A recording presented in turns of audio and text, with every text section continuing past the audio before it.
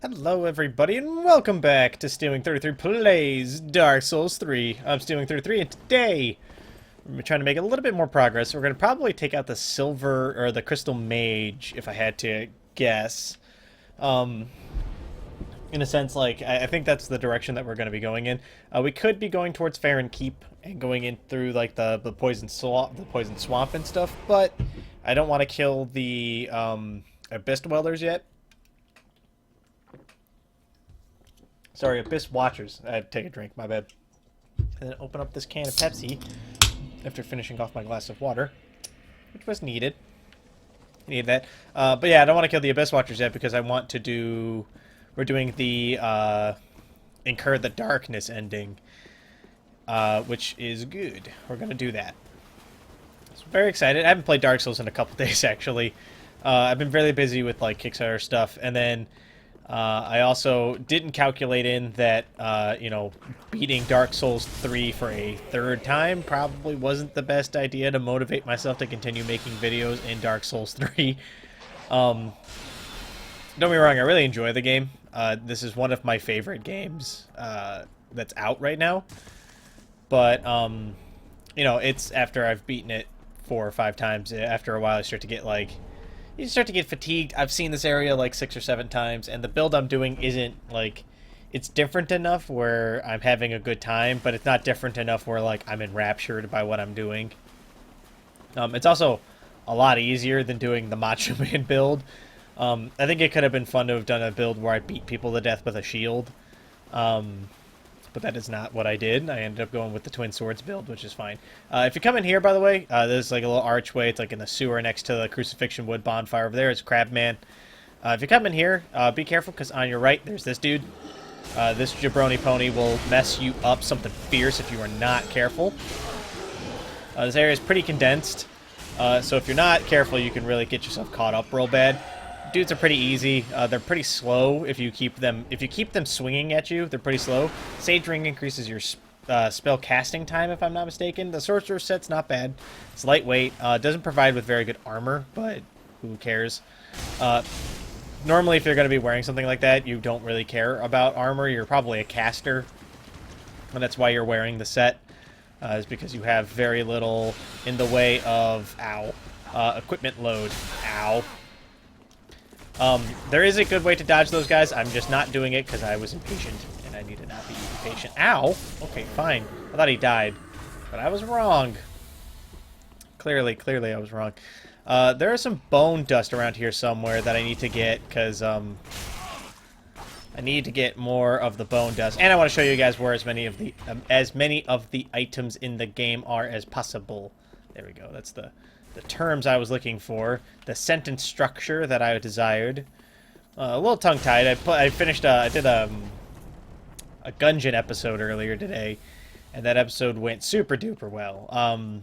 If you haven't watched it yet, there's a spoiler warning right now. I would suggest going to watch it. It's actually a very good episode. I make a lot happen with very little in that episode, so not to toot my own horn, but I'm kind of proud of myself for my performance during all of that. Ow. Why don't you just hang out down there? I only came up here to take a peek around. So up here, you go this way. You kind of see that archway over there. There's a mage dude to the right. You come in here. There's a bunch of dudes in like this and the wings, basically.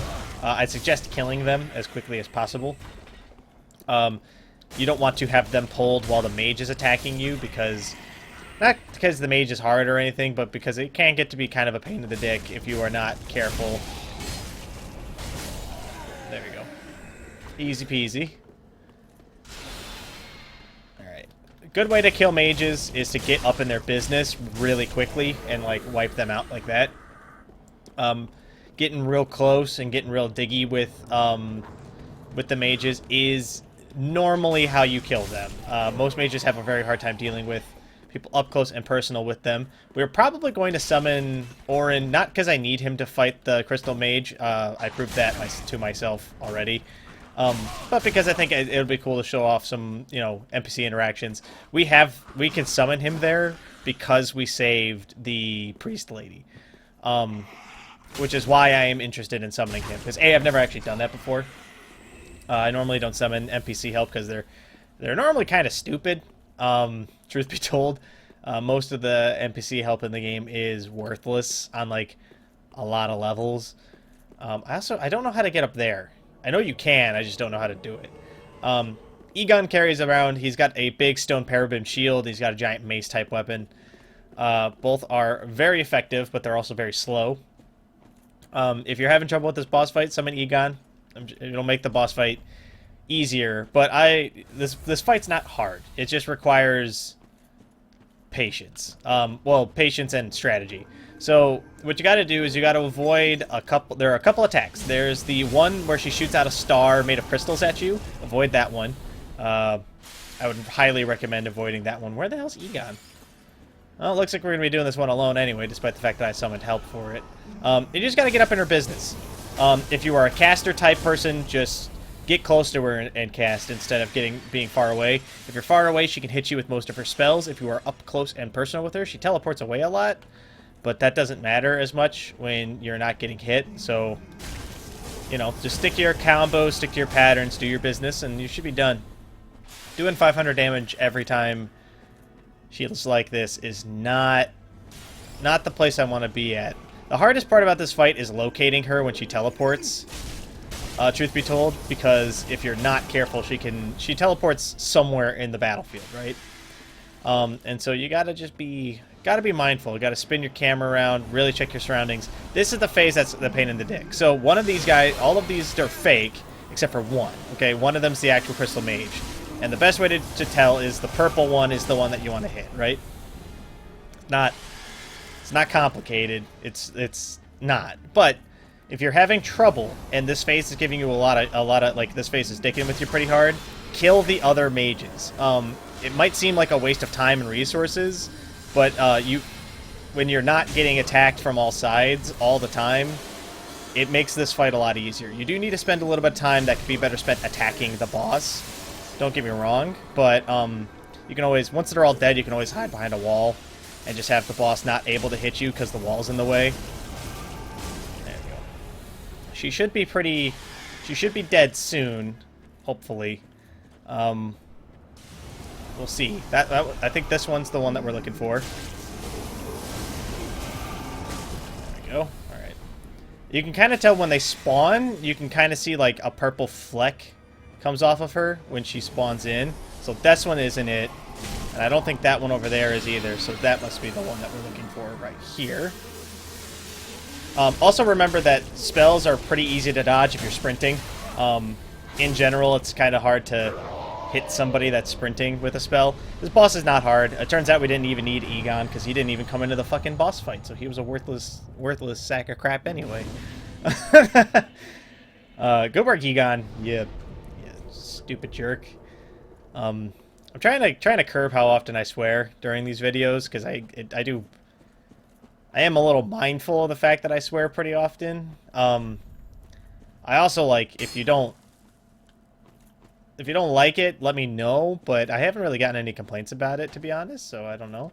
There's a secret ahead apparently, but I don't see the secret. I don't know. If one of you guys knows that secret, let me know. I will come back for it then. But let's take a look-see here. Now, I've never actually explored... So, this is the way we need to go, okay? You gotta go this way.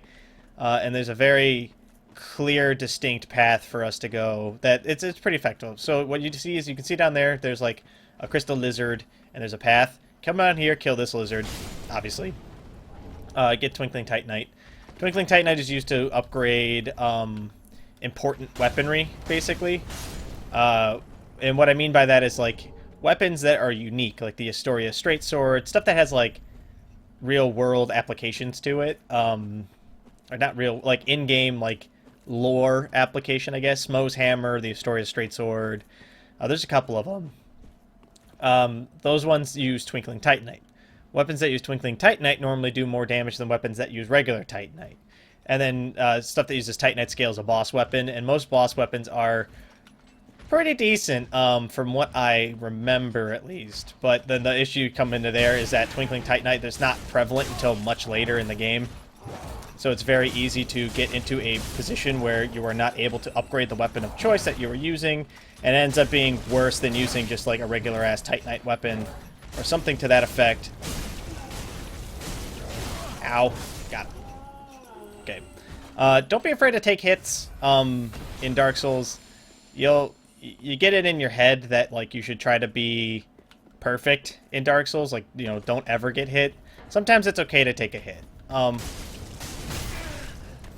Unless it's something heavy like that, then try to avoid that. You know, I don't take too many hits, obviously, but sometimes it can be tactical to like take a punch, especially if you think you're gonna stagger the person. I mean, if you're gonna stagger them, you should definitely go in for the attack, because you're more likely to hit them and stagger them than not to do that, I guess. If you're convinced of it. I mean, you guys know your builds better than I do. I'm not gonna sit here and pretend like I know best, because I don't. Honestly, I have my style of playing, and some people may like it, and some people may not. So we just picked up the Herald's set. The Herald set is super duper good, because it's super lightweight. It's got a really low armor to weight rate, or it's got a really high armor to weight ratio. You can see it's 12.4 to 8.6. And then these ones for the Herald are 2.9 to 3.1, which is pretty good. I do think that they might be... No, they're better than our current gloves. I think the Herald set's the one that I ended up finishing the game in, at any rate. Except that the Fallen Knight trousers and I think the helmet are the same... No. Yeah. The Fallen Knight trousers are still better than the Herald trousers, because they're the same, but the Fallen Knight ones give you more armor resistance, which is fine. But we still have a good roll. We still have lots of stuff working in our direction right now. We're feeling good. Okay, so up that staircase is Bandit Man. Bandit Man has the spider shield and an axe, and he also likes to throw explosives. The real douchery is that this guy over here will come up and attack your ass while you're fighting Bandit Man, and if you're not careful and come down here and kill him first, it turns into a 2v1, and you don't want that, because that's bad. That's bad, man. Wait, fuck. Oh my god. This is going to turn into one of these fights. You just gotta be on your toes, gotta be cool, gotta be calm, cool, and collected. Just remember that with bad guys and stuff, with like NPC dudes who act like players, the most important thing to do is remember that sweeping weapons are your friends, because it makes it very hard to dodge roll out of the attacks. Sweeping weapons have a tendency to have a wide area that they strike, and it makes it very difficult to sort of like... It makes it hard to read where the enemy's going to, like, where their attack ends. That's why some of the enemies, like the Boreal Dancer and the Abyss Watchers, are actually super hard. It isn't because they're, like, difficult, or they hit super hard, or they do something in particular. It's because a lot of their attacks are just difficult to dodge. You end up wiping yourself out on them pretty hard, which is bad. But we're doing fine. This guy right here is kind of a chump. You just got to be careful. When he hits you, he hits hard, but he's slow, okay? And slow, I mean, like, his swings are pretty slow, relatively speaking. The Brigade Axe is pretty good, but I think our sword is a lot faster than his. So if you're following along at home, you know, you can do pretty good. You can kind of see, so the reason that, like, hissing sound keeps playing is because my ring, the Pontiff's left eye, keeps activating, this one. So I recover HP while I have successive hits going. So if my attack combo continues through the second X attack, I do get healed every time I hit somebody at that point. I don't have the stamina to really make use of that right now, but we'll figure that out. I mean, we're going to obviously figure that out later. Because it is a good idea. It's good to know that it doesn't... So I was told that the Pontiff's left eye only activated on sweeping attacks by the internet. Turns out that that is incorrect. It is just, you have to hit like a certain like number of swings before it activates, and that number apparently is like 6 or 7, which is a lot. That's a lot of attacks. Most people never make it that high, and the problem is that Dark Souls is not a game about hitting somebody over and over again. The build we're doing is good on that, but that only works on regular-ass enemies, right? Wow, I got hit in the head with a crossbow bolt. Go ahead and heal up a little bit. Right, then we'll come in here and use the rocks as cover from the crossbow bolts, but have to deal with this with a couple of doggos who will luckily die in 2 light attacks, and they get stun locked when we light attack them because of our fire swords, which is pretty good. It's pretty good. That's why fire is really strong in this game. If you're having a lot of trouble, like if you're having a lot of trouble in the early game of Dark Souls, fire weapons are really what you want to shoot for. Fire anything, you know, fire bombs, fire weapon swords, stuff like that. That's why the fire gift is the fire gem burial gift is the best gift at the beginning of the game. The utility of it is so high that it's borderline unfair, because you start out with a fire weapon. You can start as a pyromancer and use fireball, and you'll end up with the same thing. These guys, just run away from them. You can hit them and make them not explode on you, but it's not worth the effort. And then these guys don't get up unless you hit them, but we're going to hit them because they are guarding an Estus shard, if I'm not mistaken. Which we want, because we want more Estus flasks. But come into this church before you go up that staircase over there, and you will see that there is a bonfire. And we'll rest at this bonfire. We're going to be going through the cleansing chapel, which is the area that we're currently in, before we go fight the deacon, or before we go fight the Abyss Watchers, because, like I said, we are getting the darkness ending. Off camera, I might grind up the remaining, like, we have to die 2 times before you can level up again using that Uria of Londor. So I might farm those up off camera and make that happen. But first, we're going to come down this way, and we're going to go fight a Titanite dog. Like a Titanite beast, I guess, is the... I've been calling them Titanite beasts, Titanite dogs. You can call them whatever you want. All I know is that they drop Titanite scales when you hit them, and these guys freak out when you hit them with fire weaponry, right? The real reason you're supposed to come down here is because there's a shortcut in there that you activate on in the upper area, which, you know, we'll get to, but should be fine. Crystal Sage was kind of a chump. I mean, like I said, I did just beat him solo first go. Like, normally, I'm pretty good, but normally it takes me 1 or 2 shots to kill a boss solo. Granted, I have fought and beaten all of these bosses before, so I have their pattern. Like, I know their patterns pretty good. So, like, that's, like, unfair. But even in that situation, like, it would have taken me, like, a couple of tries on, like, Macho Man to beat, not the Crystal Sage, I don't think, but, you know, the Crystal Sage is also really easy. When you stagger the dogs like that, where you, like, knock them into the air, because you've dealt, like, enough damage to them or whatever, I'm not really sure how that effect actually works, to be honest. But you can come up and visceral attack them. It's something that people... I don't know if they don't know or they just forget, but I didn't know about that until my second run through the game as Macho Man, mostly because I never actually staggered somebody on my first character. Try torch. Alright, well, let's come over here and burn this guy to death. Nope, nope, nope.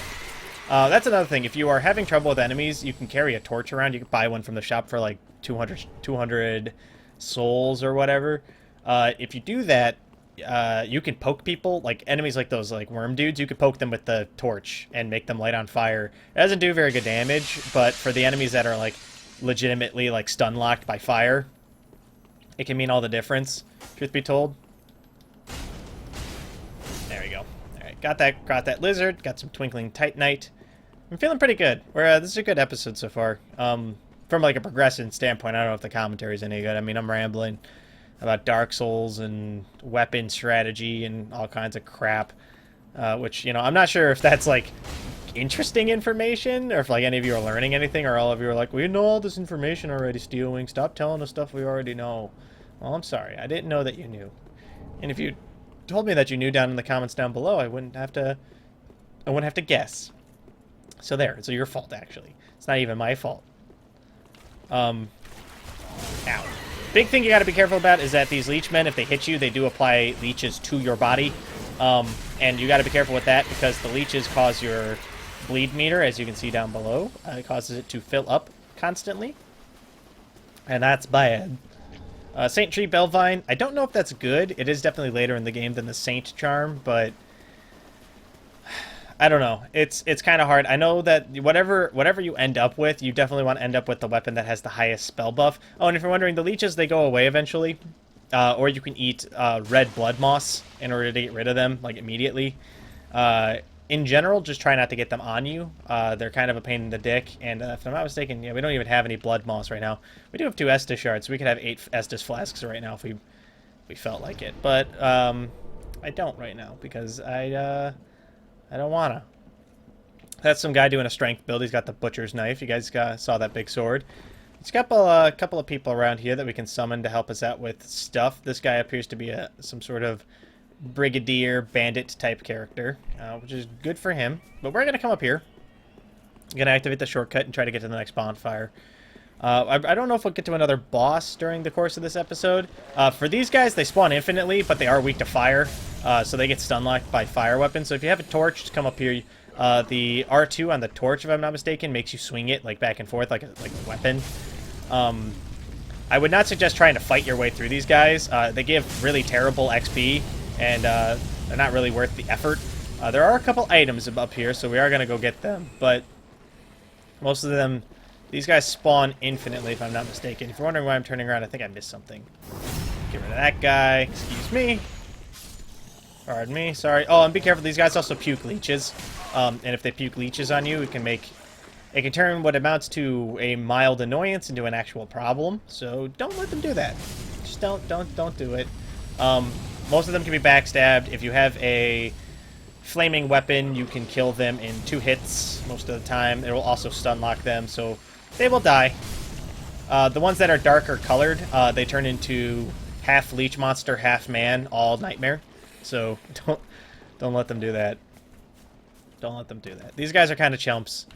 You can kind of see that, like, they fall apart pretty easily if you hit them pretty consistently, but my advice is just to sort of kill the ones that get in your way, the ones that, like, prevent you from walking forward. Kill those ones, but ignore the others. Like I said, they spawn infinitely, and there's no reason to really do that. Down here, there's a bunch of items. There's also a bunch of the sleepy pen down here, laying down on the ground. Kill them before you go grab the item, because when you get here, a bunch of dudes spawn in behind you, as you can see. We got the Executioner's Greatsword and a Falling Soul, and we'll just skate around this outside part here. Those guys will beat the shit out of you, and a bunch of them turn into half leechman, half man, as you just saw right there. Again, it seems kind of lame, and you're like, why don't you just kill them? There's no reason. A lot of the time in Dark Souls, you'll find that there are situations that arise where killing stuff is easy, but it's unnecessary. It's not worth the time. The effort that you put into killing the thing is normally greater than the reward that you receive for it. So it's just not worth the time to do so, like, at all. Especially these guys, since they spawn forever, like, sort of one of those who cares moments. Also, you can see this is the second area in the game where Spear Bro will be a big help. But the big thing we gotta worry about is that it's hard to lock onto Twin Sword, Executioner, Stabby Man here with all the dudes around. So you gotta be really careful, and you have to be doubly careful because they can still puke on you, and they'll still attack you while you're fighting Double Sword Spear Bro Man. And he deals bleed damage, and he also hits like a truck, and he's kind of tanky. So you gotta just be a little cautious. If you have aided Spear Bro and gotten him on your side, you can lure him down here and have the Spear Bro throw spears at him, and then that guy will do the work for you, basically, is what I'm getting at. He will not start throwing spears until you come down here, so, you know, there's that to think about, but he will take care of most of the problems for you, and there are some items down here that are worth getting. If I'm not mistaken, I think there's a big item over there. We'll grab that. I don't remember what this is. I think it's not Undead Bone Shard, is it? It is an Undead Bone Shard. You want that. You want that. Out of all the items that you can possibly receive in this game, Undead Bone Shards and Estus Flask Shards are probably the most important. All the other stuff is sort of like, it's nice, but it's not like, it's not critical. It's not gonna make or break you, right? That's the big deal. Curse Ward Great Shield's pretty good. Blocks darkness. Praise the Rear. This is a nice booty. And Curse Ward Great Shield's good. It's a great shield though, so it's really heavy. So if you're not going like a high strength, high load build, I wouldn't really recommend it. I think it blocks magic damage the most, or blocks dark or something. I don't know. Let's take a look-see. If you're wondering, yes, you can still move around while the game is paused. The game does not actually pause. It blocks dark and magic. Yeah, so it's a decent shield, especially in this next area. There's a lot of magic dudes. There's actually a lot more fire over here than there is magic and darkness, but it'd still be useful. If you have the Dragon Crest Shield at this point, which you would if you went and killed the Stone Demon Bro up on top of the High Wall Lothric, which... No, you need to go down to Farron Keep and go up the... Yeah. I'll be showing you guys an area later where if you are really having a lot of trouble and you have like the ability to put a couple points into like strength, you can get... All the crest shields in the game require 14 strength to use. And it's important to remember that they are much better than every other shield that you could possibly have, if you're not devoting a lot to, like, the great shields and stuff. The reason I say that is because each one of the crest shields blocks a certain type of damage. The dragon crest shield blocks fire. The spirit tree crest shield blocks magic, I think. The golden crest shield blocks lightning. And there's one that blocks darkness, but I don't remember what that one was called. There's a lot of them. There's I think there's 5. I think there's one for every element. They all block 100% physical, and they all have significantly better stability than the Silver Hawk shield. Over there is an evangelist. She is guarding a pair of hunter charms. She's not really worth fighting. The corridor you have to fight her in is a little narrow. You can do it. It's not that difficult, but the problem is you can't circle around her to avoid stuff like her giant mace attack is kind of a pain in the ass, and there's a couple other ones that are a pain in the dick. The one where she like hugs you with fire, that one you can't really dodge. That one's super good. There are a couple. Up here, the reason, so you guys saw me make that jump. You come up here because there are these jabronis up here, the jabroni ponies, that you can kill pretty easy by backstabbing them. And they don't react to you attacking them, so if you are just patient and walk around and murder them, it makes this whole kit and caboodle a lot easier. We'll throw a firebomb at that guy to get him down. And then I want to get this item, so we're going to get this item, which is red bug pellets. Red bug pellets increase your poison resistance. All of the bug pellets increase one of your resistances while they are equipped. They are color-coded. Red is fire, or red is blood. No. Red bug pellets increase your fire resistance temporarily. Yellow increases your thunder resistance. Blue increases your frost resistance, I think? Even though frost isn't a damage type in the game, as far as I know. I know that there are weapons that apply the frostbite debuff to people, but as far as I know, that is not a type of damage that you can inflict on people. It's not like lightning or fire or dark or something like that. It's like, it's just a status effect. Be wary. If you come right here, you can see that thrall. He will rush out super fast and try to murk your ass real hard. You want to be really careful. The reason we went up there and killed those two is because then the 2 guys up there also drop down and try to attack you. There's a Flamberge man attached to the ceiling in this room, if I'm not mistaken. There is. So we'll get him down. And then we will pull you down. It's very important to always kind of keep stuff that you can throw at people available to you. You know what? I'm not going to worry about you. I was like, I think he's stuck. It's important to always keep stuff that you can throw at bad guys on you at all times. You don't think it'd be important until stuff like that happens, where you see an enemy like attached to the wall or something, and then you're sort of, you know, stuck. That guy threw one of the hunter charms at me. You can see I've got like this like white smoke coming off of me. I can't drink Estus right now. If this ever happens, just wait. Wait for it to go away. Don't engage in any combat until the effect wears off. Unless you're certain 100% that you're going to kill whatever it is that you attack without getting hit or without too much retaliation. And we look kind of dumb. I don't like the Herald set very much. I am more interested in getting like more equipment load would be nice, because then we can have like we can wear like nothing but the Fallen Knight set, which is my favorite set in the game because it provides you with tons of resistances. Ow.